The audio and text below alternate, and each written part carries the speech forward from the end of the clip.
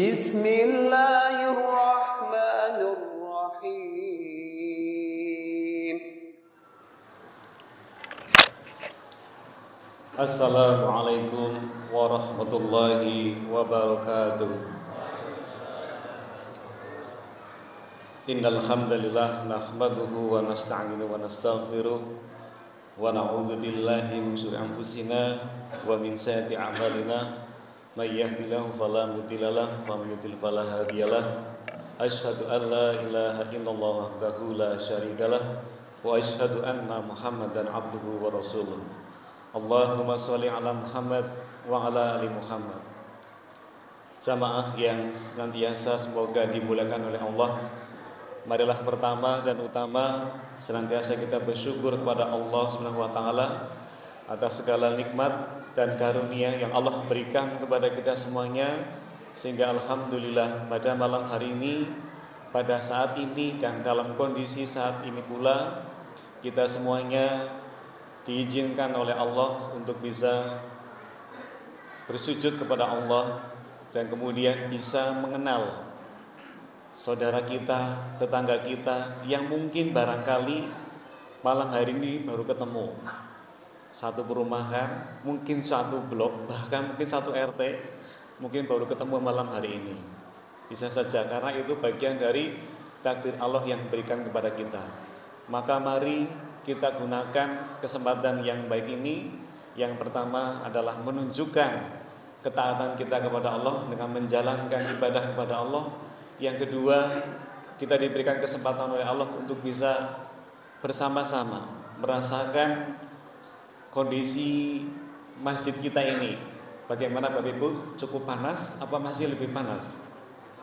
Oh, lebih panas. Kalau lebih panas berarti Bapak Ibu insya Allah dalam keadaan sehat. Karena apa? Kalau ada yang merasakan kedinginan, ini berarti bermasalah. Sisi lain, artinya masjid kita berarti masih membutuhkan AC. Monggo pada jamaah yang diberikan kelebihan rezeki, silakan hubungi takmir saja. Kami siap memasang ya. Dan nggak perlu bayar bulanan. Yang bulan-bulanan adalah kita semuanya.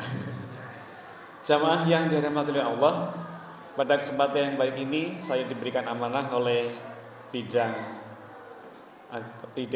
ibadah, karena saya sendiri selaku ketua takmir diberikan tugas untuk menyampaikan materi tentang imam sholat berjamaah disunahkan tidak memperpanjang bacaan sholat.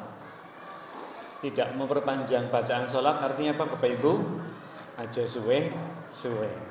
Tentu ini menjadi hal yang harus dipahami bersama. Karena di sini adalah tuntutan bagi seorang imam, dan saya yakin kita semuanya juga pada saatnya akan menjadi seorang imam, baik sholat untuk keluarga kita maupun dengan orang yang berada atau orang yang ketika mengikuti kita sholat di masjid, maka otomatis kan kita menjadi imam. Lalu apa? Disunahkan adalah tidak memperpanjangkan bacaan.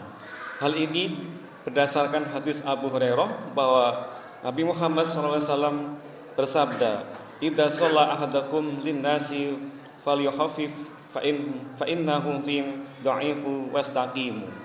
Wala kabira wa idza shalli li nafsihi falyutlaw ma syaa."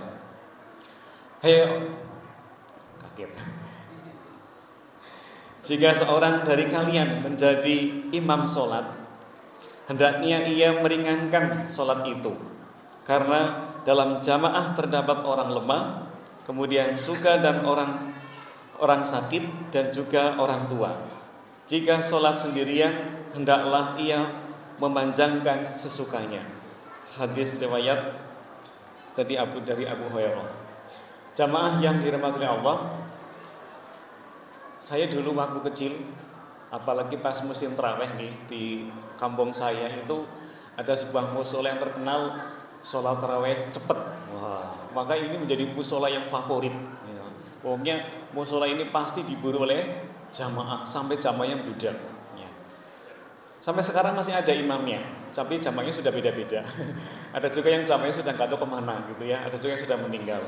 Ini menjadi sebuah pertanda bahwa antusias jamaah sholat tarawih pada umumnya adalah memilih yang cepat ya. Lalu cepat seperti apa yang kemudian tidak meninggalkan ketentuan dari sholat itu sendiri? Tentu ini yang menjadi perhatian sebagai seorang imam. Tadi yang diperhatikan pertama adalah adanya orang yang lemah. Insya Allah jamaah kita di perumahan ini usianya masih 17 tahun nggih. Maksudnya tambahnya sekian gitu ya. Jadi insya Allah masih kuat dan imamnya lagi masih muda. Jadi insya Allah mau dibuat setengah jam, dibuat 2 jam juga nggak ada masalah. Tapi mungkin yang jadi masalah adalah jamaahnya besok berkurang. Iya. Jadi yang pertama tadi memperhatikan orang yang lemah, karena bisa jadi orang tersebut sudah menginginkan mau jamaah, tapi imamnya lagi sergap banget ya, sergap banget baca sampai panjang dan lebar gitu. Lalu yang kedua adalah orang yang sakit, ya.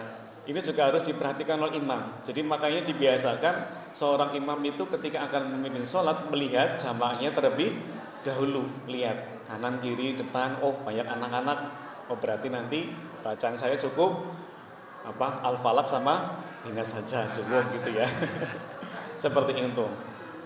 Nah itu yang pertama, jadi supaya betul-betul jamaah itu merasa nyaman dalam beribadah. Jangan sampai di dalam hatinya ya sudah niat sholat jamaah, tapi begitu takbir malah sebelum takbir begitu dengar oh imamnya kalah tenang baik. Jangan sampai seperti itu ya, karena bisa jadi ada sebuah kenikmatan tersendiri ketika kita mendapati jamaah mendapat imam yang seperti itu.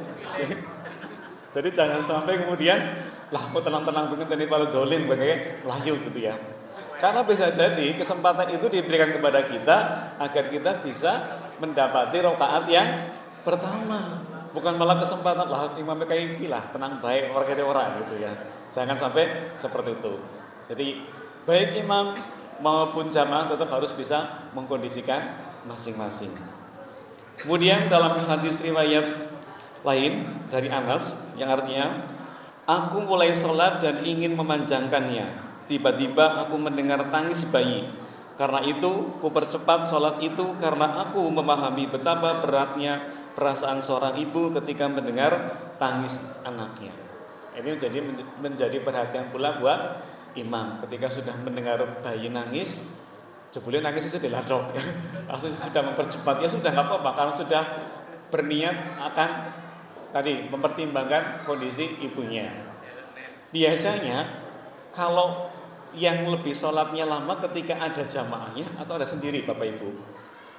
Ya anak jamaah ya, suaranya dapat dan sebagainya. Jadi jangan sampai atau mungkin kebiasaannya malah justru nggak ada jamaah ya wis pakai klan ekspres ya, lanjut terus gitu. Tapi begitu ada jamaah dipanjangkan, ya tidak.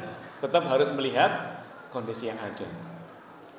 Bapak Ibu yang dirahmati Allah, itu adalah bagian dari bagaimana ketika kita menjadi seorang imam. Maka yang harus dipahami adalah jangan sampai memperpanjang bacaan, atau setidaknya adalah melihat kondisi jamaah kita. Selanjutnya kami menyampaikan satu informasi kepada jamaah sekalian berbahagia. Mumpung Bapak Ibu masih kumpul di sini dan mudah-mudahan Bapak Ibu bisa kumpul terus ya selama 1 bulan Ramadan, bahkan bisa berlanjut sampai bulan-bulan berikutnya. Insya Allah di bulan Ramadan ini kita akan memberikan spesial. Nah, nggak pakai telur juga sih ya. Spesial kita akan menghadirkan imam yang imamnya juga sudah luar biasa. Insya Allah di tanggal 23 Maret, monggo Bapak Ibu bisa menyiapkan kalendernya di tanggal itu tidak jamaah dimanapun, tetapi tetap jamaah di Masjid Utsman bin Affan. Kita menghadirkan imam yang spesial lain daripada yang lain. Dan sekaligus monggo pada Bapak Ibu bisa menyiapkan infak terbaiknya, bagian dari kepedulian kita terhadap saudara kita di Palestina. Kami informasikan mulai dari sekarang supaya Bapak Ibu sudah bisa meniatkan, sudah bisa meniati, dan mudah-mudahan Allah berikan kesempatan, Allah berikan waktu sehingga bisa datang kembali berjamaah di masjid ini bersama-sama memberikan yang terbaik di bulan yang penuh barokah ini. Mungkin itu saja yang bisa kami sampaikan dalam kesempatan pagi ini. Terima kasih dan mari senantiasa kita manfaatkan waktu yang Allah berikan kepada kita untuk mendatangkan rumah Allah, untuk meramaikan rumah Allah ini di bulan yang penuh mulia. Akhir kata, apabila ada kurang dan salahnya, mohon maaf segala kurang dan salahnya. Wassalamualaikum warahmatullahi wabarakatuh.